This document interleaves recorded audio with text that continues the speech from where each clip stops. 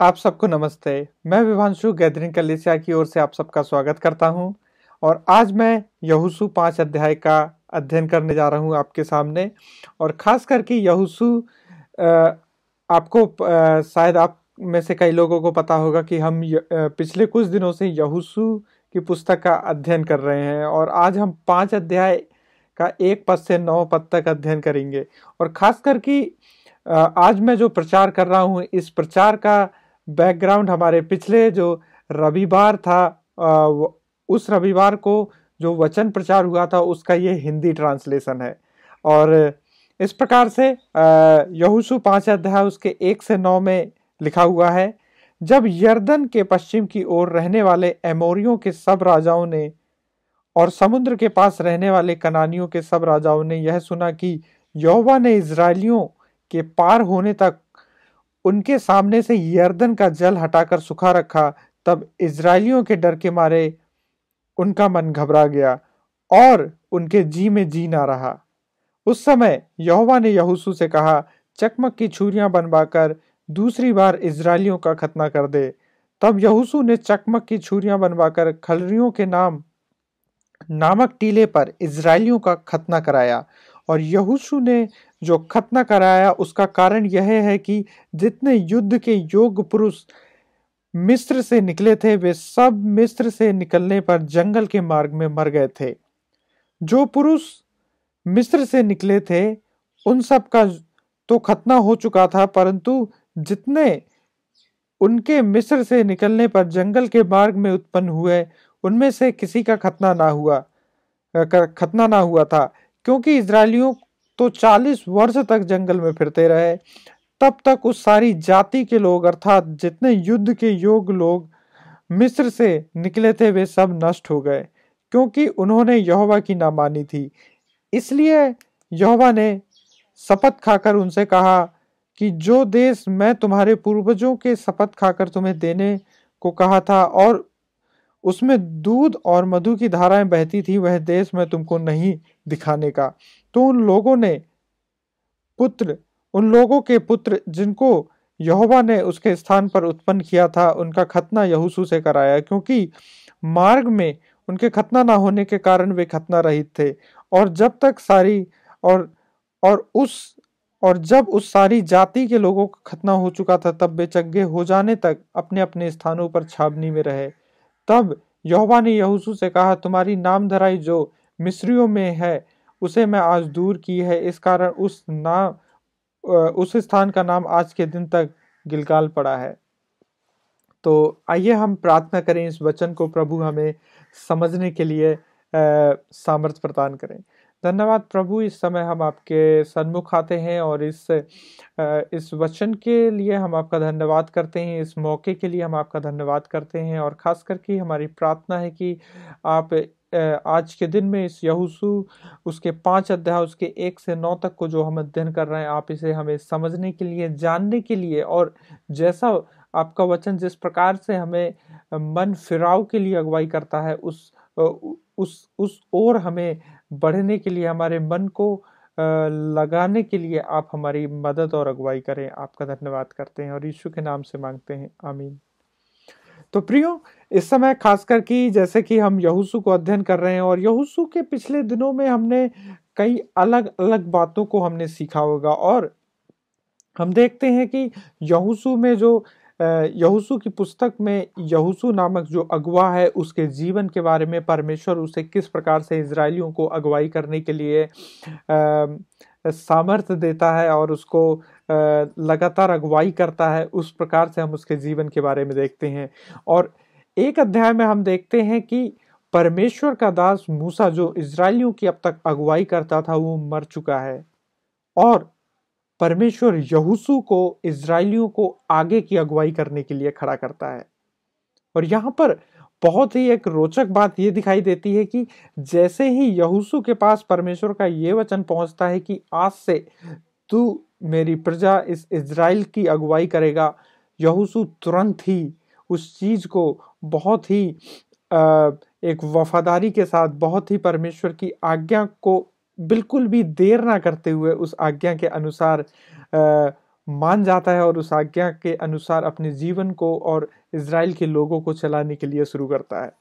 और उसके बाद हम देखते हैं कि वहां पर हमें रेहाब के बारे में दिखाई देता है। रेहाब एक वेश्या थी जिसको कोई नहीं जानता था, जिसका जीवन तुच्छ था, लेकिन परमेश्वर कैसे करके रेहाब को चुनता है और परमेश्वर रेहाब के द्वारा उसके लोगों को बचाता है और रेहाब को एक रेहाब के जीवन में एक मौका देता है कि वो परमेश्वर के राज्य के लिए काम कर सके।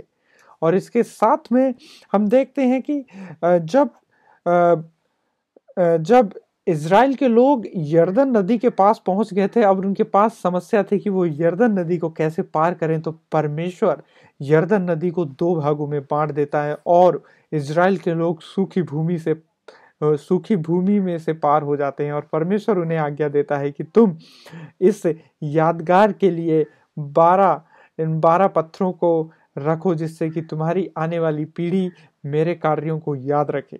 तो हम अलग अलग बातों को देखते हैं जहां पर परमेश्वर यहोशू को अगुवाई देता है, इजरायलियों को आज्ञा देता है कई सारी चीजों की करने के लिए।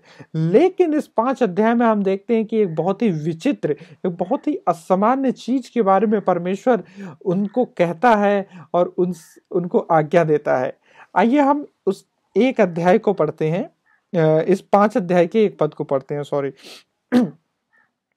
और खास करके 1 पद, 2 पद और 3 पद में कुछ बातों का जिक्र हुआ है और मैं दूसरे पद से सीधे पढ़ना चाहूंगा। और वहां इस प्रकार से लिखा हुआ है, उस समय यहोवा ने यहोशू से कहा, चकमक की छुरियां बनवाकर दूसरी बार इजरायलियों का खतना करा दे। तब यहोशू ने चकमक की छुरियां बनवाकर खलड़िया नामक टीले पर इजरायलियों का खतना कराया। और यहोशू ने जो खतना कराया उसका कारण यह है कि जितने युद्ध के योग्य पुरुष मिस्र से निकले थे, वे सब मिस्र से निकलने पर जंगल के मार्ग में मर गए थे। तो यहाँ पर खासकर मैं आपको इस बात की ओर ध्यान दिलाना चाहूंगा कि खतना एक बहुत ही असामान्य बात को परमेश्वर वहां पर इजरायलियों को बोलते हैं। और शायद आप में से कई लोग खतना के विषय में जानते होंगे कि खतना क्या होता है। मैं फिर भी आपको इस बारे में बताता हूं कि खतना, जो पुरुष होते हैं, उनका जो जननांग में एक जो त्वचा होती है, जो एक एक्स्ट्रा खाल होती है, उसको काट करके निकाला जाता है। तो ये एक मेडिकल प्रोसेस है और इस तरीके से ये एक बाहरी क्रिया है और एक बाहरी चिन्ह था। और खास करके हमें ये जानने की जरूरत है कि ये खतना आज के टाइम में हमारे लिए कैसे कितना जरूरी है और नहीं है, और ये खतना परमेश्वर क्यों कहता है, इसका क्या महत्व है, खतने का क्या महत्व है इजरायलियों के लिए। और खास करके हम इन तमाम बातों को जानने के लिए हम उत्पत्ति 17 अध्याय उसके 1 से 14 तक पढ़ेंगे, जहां पर हमें खतना का इससे पहले जिक्र दिखता है जब परमेश्वर ने अब्राहम को इस बात के लिए बोला था। और मैं उत्पत्ति 17 अध्याय उसके 1 से 14 तक पढ़ रहा हूं और इस प्रकार से लिखा हुआ है, जब अब्राहम 99 वर्ष का हो गया तब यहोवा ने उसको दर्शन देकर कहा, मैं सर्वशक्तिमान ईश्वर हूँ, मेरी उपस्थिति में चल और सिद्ध हो जा, और मैं तेरे साथ वाचा बांधूंगा और तेरे वंश को अत्यंत ही बढ़ाऊंगा। तब अब्राहम मुंह के बल गिरा और परमेश्वर उससे ये बातें कहता गया, देख मेरी वाचा तेरे साथ बंधी रहेगी, इसलिए तू जातियों के समूह का मूल पिता हो जाएगा। सो अब से तेरा नाम अब्राहम ना रहेगा परंतु तेरा नाम इब्राहिम होगा, इसलिए मैंने तुझे जातियों के समूह का मूल पिता ठहरा दिया है, और मैं तुझे अत्यंत ही फलाऊंगा और तुझको जाति का मूल बना दूंगा, और तेरे वंश में राजा उत्पन्न होंगे, और मैंने तेरे साथ तेरे पश्चात पीढ़ी पीढ़ी तक तेरे वंश के साथ भी इस आशा है कि युग युग की वाचा बांधता हूँ, मैं तेरा और तेरे पश्चात तेरे वंश का भी परमेश्वर रहूंगा, और मैं तुझको और तेरे पश्चात तेरे वंश को भी यह सारा कनान देश जिसमें तू परदेसी होकर रहता है इस रीति दूंगा कि वह युग युग उनकी निज भूमि रहेगा, और मैं उसका परमेश्वर रहूंगा। फिर परमेश्वर ने इब्राहिम से कहा, तू भी मेरे साथ बांधी हुई वाचा का पालन करना, तू और तेरे पश्चात तेरा वंश भी अपनी अपनी पीढ़ी में उसका पालन करे।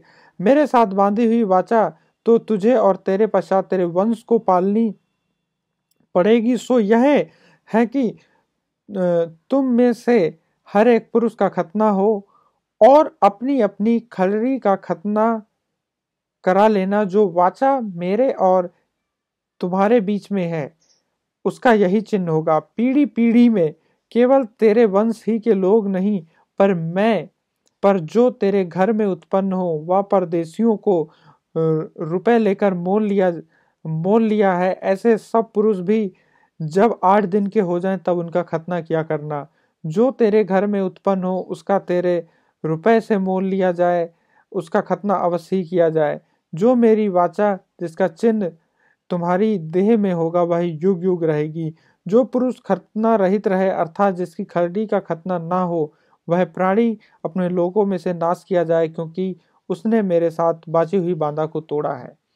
तो यहाँ पर हम देखते हैं कि उत्पत्ति में परमेश्वर सबसे पहले खतना का जिक्र मूसा के साथ करता है, और खासकर कि मूसा को परमेश्वर एक वाचा देता है, एक प्रतिज्ञा करता है कि मैं अब से लेकर सर्वदा तक तेरा परमेश्वर और तेरे पीढ़ियों का परमेश्वर रहूंगा। और जिस देश में, कनान देश में तू एक परदेशियों की तरह रहता है, ये तुझे एक निज प्रजा हो, तेरी एक निज भूमि होने के लिए मैं ठहरा दूंगा। लेकिन इन सब के साथ परमेश्वर इस वाचा के लिए एक अब्राहम को इस बात के लिए, खतना के लिए उसको आज्ञा देता है। और खास करके हम इसी बात में थोड़ा सा जोर देकर जानना चाहेंगे कि खतना परमेश्वर क्यों उनको इस एक असामान्य बात के लिए कहता है। परमेश्वर अपने प्रेम को इस रीति से उन पर जाहिर करता है कि परमेश्वर इजरायलियों को सारे लोगों में से अलग करना चाहता था। परमेश्वर उनको एक चुना हुआ वंश ठहराना चाह रहा था, और ये जो खतना है ये एक बाहरी क्रिया थी और एक बाहरी चिन्ह था कि ये अलग किए हुए लोग हैं। और इन बात के लिए हम देखते हैं कि उन दिनों में खतना का इसलिए महत्व हुआ करता था। लेकिन हम इस बात को जानेंगे कि क्या आज हमारे लिए खतना कितना जरूरी है, और ये खतना हमारे लिए किस तरीके से हमारे लिए महत्व रखता है। तो लेकिन इससे पहले मैं इस एक बात को कहना चाहूंगा कि आज अगर हम इस वचन को पढ़ते हैं जो यहोशू में लिखा है कि चौथे पद में, और यहोशू ने जो खतना कराया उसका कारण यह है कि जितने युद्ध के योग्य पुरुष मिस्र से निकले थे वे सब मिस्र से लेकर निकलने पर जंगल के मार्ग में मर गए थे। जो पुरुष मिस्र से निकले थे उनका खतना तो हो चुका था, परंतु जितने उनके मिस्र से निकलने पर जंगल के मार्ग में उत्पन्न हुए थे उसमें से किसी का खतना ना हुआ था। और इस प्रकार से देखते हैं कि एक दूसरी बार खतना का यहाँ पर जिक्र मिलता है कि परमेश्वर ने एक बार खतना अब्राहम के समय में जिक्र किया था और दूसरी बार आज इस चीज का जिक्र कर रहे हैं। और हमें देखते हैं कि किस प्रकार से जो इजराइल के लोग जब मिस्र में रहते थे तो वो परमेश्वर की आज्ञा को कई बार भूल चुके थे, परमेश्वर की आज्ञा के विरुद्ध जाने लग गए थे, और जैसा उनके मन में आता था उस तरीके से वो काम करने लग गए थे। वो मिस्र के लोगों की तरह जीने लग गए थे, कई अन्य जातियों के साथ वो जीने लग गए थे, और इस प्रकार से परमेश्वर के साथ जो उनकी वाचा थी, परमेश्वर की आज्ञा को वो पूरे तरीके से भूल चुके थे। लेकिन हमें यहाँ पर इस चीज का जिक्र मिलता है कि हमारा परमेश्वर की एक बहुत ही खूबसूरत गुण हमें यहाँ दिखाई देता है कि हमारा परमेश्वर हमें दूसरी बार मौका देता है। और आज इस यहोशू में इस दूसरे खतने का ये हमें वर्जन दिखाई देता है, ये हमें रूप दिखाई देता है कि परमेश्वर उन्हें दूसरी बार मौका देता है। और हम ये नहीं कह रहे हैं कि परमेश्वर केवल 2 बार मौका देता है, परमेश्वर तीसरी, चौथी, और परमेश्वर हमें अनगिनत बार मौका देता है जब जब हम गिर जाते हैं, फिसल जाते हैं। और परमेश्वर यहाँ पर यहोशू के समय में इजरायलियों को फिर से एक मौका दे रहा है कि वो परमेश्वर के साथ उस वाचा में बंध जाएं, अपने आप को शुद्ध करें और परमेश्वर जो आशीष उनके लिए रखता है उसकी ओर वो आगे बढ़ सके। आइए हम गलातियों 5 अध्याय उसके 1 से 6 को पढ़ते हैं, जहां हमें खतना के विषय में कुछ और बातें हमें दिखाई देंगी और जिनको हम अध्ययन करना चाहेंगे।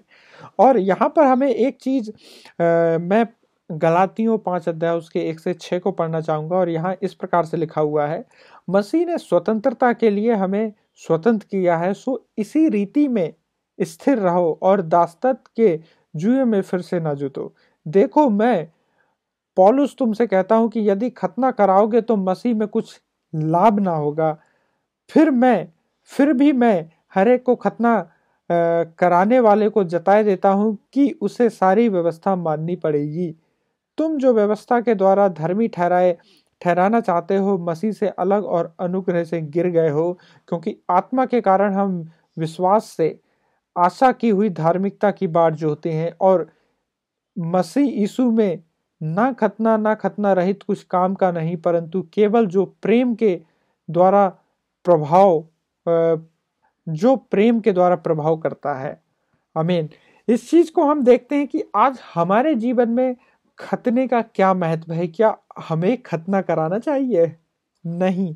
यहाँ पर हम गलातियों के इस वचन को पढ़ते हैं तो हमें दिखता है कि पौलुस इस चीज का जिक्र करता है कि आज खतना और खतना रहित का कोई मतलब नहीं है, और उनसे बढ़कर है कि जो परमेश्वर का प्रेम का प्रभाव है वो हमारे लिए बेहद जरूरी है। मैं इस एक वर्ड को, जो आपने कई बार सुना होगा, मैं एक वर्ड को जो इंग्लिश में जिसको जस्टिफिकेशन कहते हैं, हिंदी में उसको दोष मुक्ति कहते हैं, उसके बारे में जिक्र करना चाहूंगा। और दोष मुक्ति एक ऐसी चीज है जब हम यीशु मसीह के ऊपर विश्वास करते हैं, खास करके पहले हम अपने पापों को जानते हैं कि मैं एक पापी हूं और मैं अपने आप को इन पापों से आजाद नहीं कर सकता, मैं अपने आप को इस पापों से ऊपर नहीं उभार सकता और मुझे इन पापों से आजादी पाने की जरूरत है, क्योंकि ये पाप मुझे परमेश्वर से अलग रख रहे हैं, मेरे सृष्टिकर्ता से, मेरे रचयिता से अलग कर रहे हैं। मुझे जरूरत है अपने सृष्टिकर्ता से एक रिश्ते में बंधने की, और उसके लिए जरूरी है इन पापों से मुझे आजादी पाने के लिए। और उसके लिए केवल और केवल यीशु मसीह के लहू के द्वारा हमें हमारे पापों से आजादी मिलती है। और जब हम इस चीज को अंगीकार करते हैं और जब हम पश्चाताप करते हैं अपने पापों का, जब हम अपने मन को फिराते हैं, जब हम परमेश्वर के करीब आते हैं, तो परमेश्वर हमें दोष मुक्त करते हैं, परमेश्वर हमें पाप से मुक्ति देते हैं। और ये असल में सही मायने में आज के समय में आत्मिक खतना है। हमें शारीरिक तौर पे खतने की कोई जरूरत नहीं है। हम पर नए नियम में इस वचन को साफ तरीके से पढ़ते हैं। हमें जरूरत है तो आत्मिक खतने की, और वो है हम परमेश्वर के द्वारा चुने हुए लोग हैं, क्योंकि हम यीशु मसीह के लहू के द्वारा छुड़ाए गए हैं। हम परमेश्वर के राज्य के लोग हैं, परमेश्वर के परिवार के सदस्य हैं, क्योंकि यीशु मसीह ने हमें मोल लेकर अपने परिवार में शामिल किया है। ये असल में सही मायने में हमारे लिए आज के समय में ये खतना है।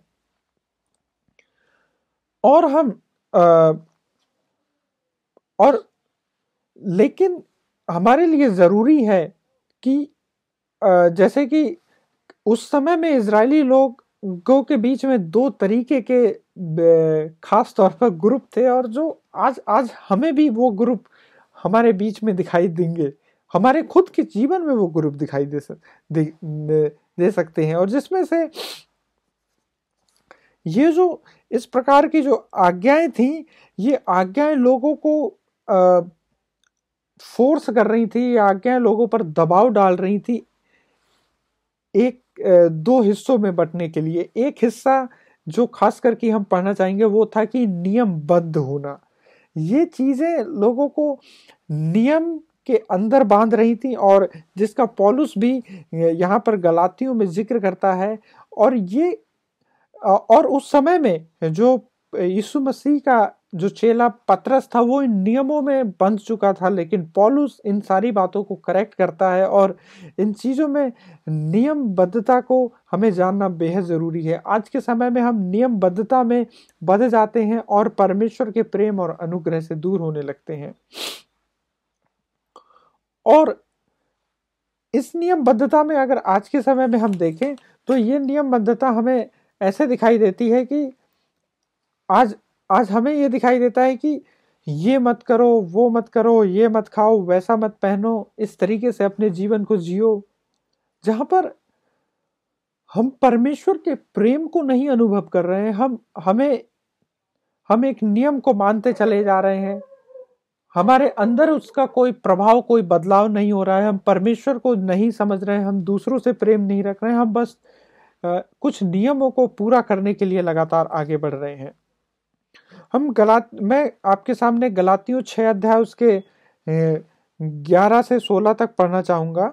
गलातियों 6 अध्याय, और गलातियों 6 अध्याय उसके 11 से 16 में इस प्रकार से लिखा हुआ है, देखो मैंने कैसे बड़े बड़े अक्षरों में, यहाँ पौलुस इस चीज को लिख रहा है कि देखो मैंने कैसे कैसे बड़े अक्षरों में तुमको अपने हाथ से लिखा है। जितने लोग शारीरिक दिखावा चाहते हैं वे तुम्हारे खतना करवाने के लिए दबाव देते हैं, क्यों? केवल इसलिए कि वे मसीह के क्रूस के कारण सताए न जाएं।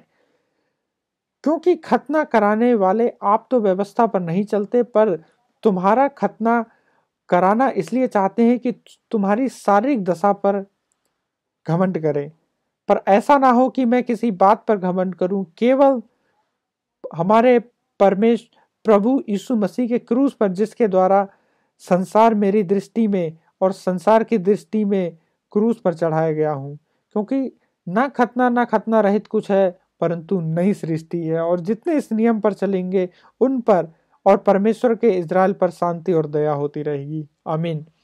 तो यहाँ पर पौलुस इस चीज को जिक्र कर रहा है कि हम नियमबद्धता की ओर ना बढ़े। जैसे उन दिनों में खतना को एक नियम के तौर पे बताया गया था, आज के तौर पे तमाम ऐसे रिवाज, तमाम ऐसे चीजों को एकदम लीगल कर दिया गया है, एकदम फोर्सफुली थोपा जाता है विश्वासियों के ऊपर कि इन चीजों को माने, नहीं तो वो विश्वासी नहीं है। लेकिन हमारे लिए जरूरी है, ये चीजें हमें एक विजयी जीवन जीने के लिए बिल्कुल भी मददगार साबित नहीं होंगी, बल्कि इन चीजों की वजह से हम परमेश्वर से और दूर होते चले जाएंगे। और इस लीगलिज्म में, इस नियमबद्धता में हमें कुछ चीजें दिखाई देती हैं जहां पर हम मसीह विश्वास को एक लिस्ट में, एक नियम की लिस्ट में मानना शुरू कर देते हैं, और जहां पर हम परमेश्वर की आज्ञा को बिना आनंद के माने चले जा रहे हैं, और हो सकता है उसकी वजह से दूसरे लोगों को हम अपने आप को अच्छा दिखा पा रहे हैं। हो सकता है उसकी वजह से हम दूसरे लोगों पर दोष लगा पा रहे हैं कि देखो मैं संगति जाता हूँ, मैं प्रार्थना करता हूँ, मैं अपने जीवन को कितने ही पवित्रता के साथ जी रहा हूँ, तू ऐसे जी रहा है, तुम ऐसे जी रहे हो। हम इस प्रकार से दूसरों पर दोष लगा रहे हैं जब हम नियमबद्धता में आगे बढ़ रहे हैं। और कई बार हम नियमबद्धता को इस बार भी मान रहे हैं कि हम प्रार्थना करेंगे, हम संगति जाएंगे तो परमेश्वर की ढेर आशीषें हमारे ऊपर आएंगी, परमेश्वर हमसे बहुत ही खुश होगा। लेकिन मेरे प्रियो, ये सारे गलत धारणाएं हैं और हमें एक गलत दिशा की ओर लेकर जाती हैं जब हम नियमबद्धता को बहुत ही ज्यादा महत्व देना शुरू कर देते हैं। और नियमबद्धता की वजह से हम बिल्कुल भी एक विजयी जीवन नहीं जी पाएंगे। और जहां पर हम परमेश्वर के पुत्र यीशु मसीह, जिसने अपने लहू को हमारे लिए बहा दिया, जिसकी वजह से हमें उद्धार मिला है, जिसकी वजह से हमें हमारे पापों से आज़ादी मिली है, जिसके क्रूस पर मारे जाने और कब्र पर गाड़े जाने से हमें धार्मिकता मिली है, हम उसको कई तुच्छ ठहरा देते हैं अगर हम नियमबद्धता में बहुत ज़्यादा हम नियमबद्धता के आगे साथ चलना शुरू कर देते हैं। तो हम यहाँ पर देखते हैं एक भाग को जहाँ पर लोग नियमबद्धता में आगे बढ़ रहे हैं मसीह जीवन में, लेकिन दूसरा जो एक पहलू है, दूसरा एक भाग है जो हमें यह दिखाता है कि लोग परमेश्वर के प्रेम और अनुग्रह को मनमाने ढंग से अपने जीवन में ग्रहण करते हैं। मनमाने, अपने मन से परमेश्वर के प्रेम और अनुग्रह के लिए उनके अंदर कोई भी एक सीरियसनेस और एक गंभीरता नहीं है। वो बस हाँ, अब तो मैं दोष मुक्त हो गया हूँ, अब मैं जैसे मर्जी वैसे अपना जीवन जी सकता हूँ, मेरा एक दोस्त तो ऐसे जीवन जीता है, मैं भी वैसा जीवन जीना चाहता हूँ, क्योंकि वैसे जीवन में बहुत आनंद है। म- म- जहाँ पर हम परमेश्वर की आज्ञाओं को, परमेश्वर के वचनों को, परमेश्वर के प्रेम को तुच्छ जानना लगातार शुरू कर देते हैं। और इसको इंग्लिश में अगर हम कहें तो इसको हम लाइसेंसेस क्रिश्चियन कहते हैं, और हिंदी में अगर हम कहें तो इसको मनमाने ढंग से परमेश्वर के वचन को मानना और उस पर ध्यान ना देना, जहां पर हम परमेश्वर के प्रेम और अनुग्रह का फायदा उठाना शुरू कर देते हैं। और इस प्रकार के जीवन जीने से भी हम एक विजयी जीवन नहीं जी सकते, जैसा मसीह हमारे इसलिए चाहते हैं। आइए हम रोमियो उसके 6 अध्याय उसके 4 पद को पढ़ें। और रोमियो उसके 6 अध्याय उसके 4 पद में इस प्रकार से लिखा हुआ है, सो हम क्या कहें क्या हम पाप करते रहें कि अनुग्रह बहुत हो? कदापि नहीं। और हम जब पाप के लिए मर गए तो फिर आगे को उसमें क्यों जीवन बिताएं? क्या तुम नहीं जानते कि हम जितनों ने मसीह यीशु का बपतिस्मा लिया तो उसकी मृत्यु का बपतिस्मा लिया, सो उस मृत्यु का बपतिस्मा पाने से हम उसके साथ गाड़े गए, ताकि जैसे मसीह पिता की महिमा के द्वारा मरे हुओं में से जिलाया गया, वैसे ही हम भी नए जीवन की चाल चलें। और इस प्रकार से पौलुस इस चीज का जिक्र करता है कि हमें नए जीवन की सी चाल चलना है, कि हम यीशु मसीह के साथ बपतिस्मा के लिए जो उसकी मृत्यु का बपतिस्मा लिया है, हम मृत्यु का बपतिस्मा पाने से और उसके गाड़े जाने से कि हम परमेश्वर ने हमें मरे हुए में से जलाया है और हम नए जीवन की सी चाल चलें। तो मेरे प्रियो, हम मसीह के परमेश्वर के अनुग्रह और प्रेम का फायदा ना उठाएं, बल्कि उसको बड़ी ही गंभीरता के साथ हम ध्यान करें, जिससे कि हम उस विजयी जीवन में आगे बढ़ सके।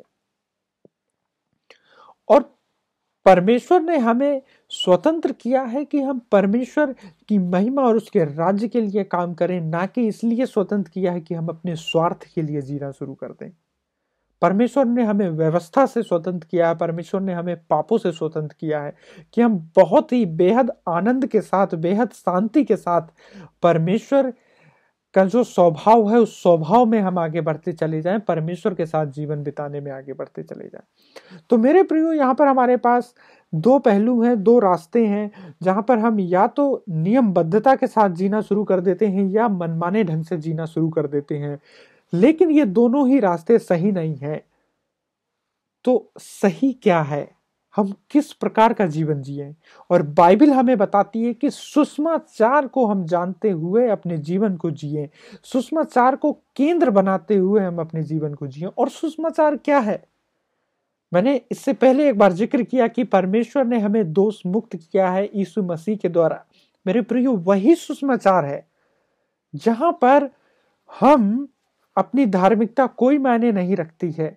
हम यीशु मसीह ने जो क्रूस पर अपने लहू को बहाया है, हम विश्वास करते हैं कि उस लहू के द्वारा हमारे पापों से हमें आजादी मिली है। ये सुसमाचार है। सुसमाचार हमें उत्साहित करता है कि हम अपने पापों को अंगीकार करें, हम अपने पापों को नजरअंदाज ना करें। हम छोटा बड़ा कोई भी पाप करते हैं, हम उनको अंगीकार करें। हम अपने पापों के लिए गंभीर हों, हम अपने पापों को एक बस हमने जो कर दिया उसको एक हम मामूली बात ना जाने, बल्कि उसको हम बड़ी गंभीरता के साथ जाने। सुसमाचार के अंदर हम इस चीज को जानते हैं कि यीशु मसीह पर जब हम विश्वास करते हैं तो उसका सिद्ध बलिदान हमें पापों से छुटकारा देता है। सुसमाचार हमें यह ज्ञात दिलाता है कि हमें प्रतिदिन अपने पापों को अंगीकार करना है, पश्चाताप करना है और अपने मन को फिराना है। सुसमाचार हमें यह याद दिलाता है कि हमें परमेश्वर के प्रेम को जानते हुए परमेश्वर की आज्ञाकारिता में और अपने जीवन परिवर्तन की ओर आगे बढ़ते चले जाना है। सुसमाचार हमें यह याद दिलाता है कि परमेश्वर ने जो प्रेम और अनुग्रह हमारे साथ किया है, हमें इस प्रेम और अनुग्रह को दूसरों के साथ बांटना है। मेरे प्रियो, सुसमाचार केंद्रित जीवन ही हमें विजयी जीवन की ओर आगे बढ़ा सकता है जो परमेश्वर हमारे लिए चाहता है। और इसलिए हमारे लिए ये बेहद ज़रूरी है कि हम सुसमाचार केंद्रित जीवन की ओर ध्यान करें और उस जीवन में आगे बढ़ें। हमने किस प्रकार से देखा कि परमेश्वर ने अ, हम कई बार अपने जीवन में इस चीज को बहुत ही हम इस चीज को लेकर बहुत ही कंफ्यूज रहते हैं। मैं व्यक्तिगत तौर पर भी इस चीज को बताना चाहता हूँ कि मैं या तो इस भाग में चला जाता हूँ जहां पर मैं अपने आप को बहुत ही नियमबद्धता, जहां पर मैं अपनी धार्मिकता के ऊपर बहुत ही घमंड करना शुरू कर देता हूँ कि अब तो मैं डेली प्रार्थना करता हूँ, मैं डेली वचन पढ़ता हूँ, मैं संगति में जाता हूँ, मैं तमाम जो चर्च की सेवाएं होती हैं उनमें मैं भागीदारी करता हूँ, मैं इन दिनों में झूठ भी नहीं बोल रहा हूँ, मैं दूसरों के लिए सेंसिटिव हूँ। मैं इन चीज़ों पर घमंड करना शुरू कर देता हूँ कि ये मैं वाकई में एक धर्मी व्यक्ति हूँ। या फिर दूसरी तरफ मैं इस चीज़ को ज्ञात होता है कि परमेश्वर मेरे पापों के लिए मारे गए हैं, गाड़े गए हैं, मैं परमेश्वर पर दोष मुक्त हो गया हूँ, मैं अपने पापों के प्रति बिल्कुल नज़रअंदाज हो गया हूँ, मैं बात बात पर झूठ बोल रहा हूँ, मैं अपने पापों के प्रति बिल्कुल भी गंभीरता नहीं दिखा रहा हूँ, मैं परमेश्वर की संगति और प्रार्थनाओं के प्रति एकदम लापरवाह हो गया हूँ, और मैं दूसरों के परमेश्वर का जो प्रेम है कि मैं दूसरों के साथ बांटूं, मैं उस चीज को भी मनमाने ढंग से कर रहा हूं। तो इन दोनों ही बातों में मैं उस विजयी जीवन में जो परमेश्वर मेरे लिए चाहता है मैं उससे दूर होता चला जाता हूं। लेकिन यहाँ बेहद जरूरी इस चीज को याद करना चाहते हैं इस यहोशू के वचन के द्वारा कि परमेश्वर ने हमें आत्मिक तौर पर खतना होने के लिए अनुग्रह किया, जहां पर हम परमेश्वर के चुने हुए अलग किए हुए लोग हैं। परमेश्वर चाहता है कि हम एक इस प्रकार का जीवन जिएं कि हमें नियमबद्धता नहीं बल्कि हम परमेश्वर के प्रेम को जानते हुए, उस आनंद को महसूस करते हुए परमेश्वर की आज्ञा में और उसके वचन के अनुसार अपने जीवन को आगे जीते चले जाएं। जहां पर हम परमेश्वर के वचन और उसकी आज्ञाओं को बड़ी ही गंभीरता के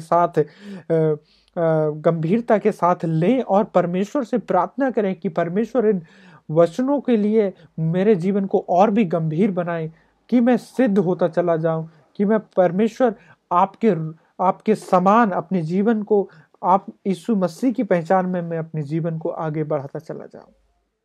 मेरे प्रियो, यही सुसमाचार केंद्रित जीवन है जो हमें विजयी जीवन की ओर आगे बढ़ाता है।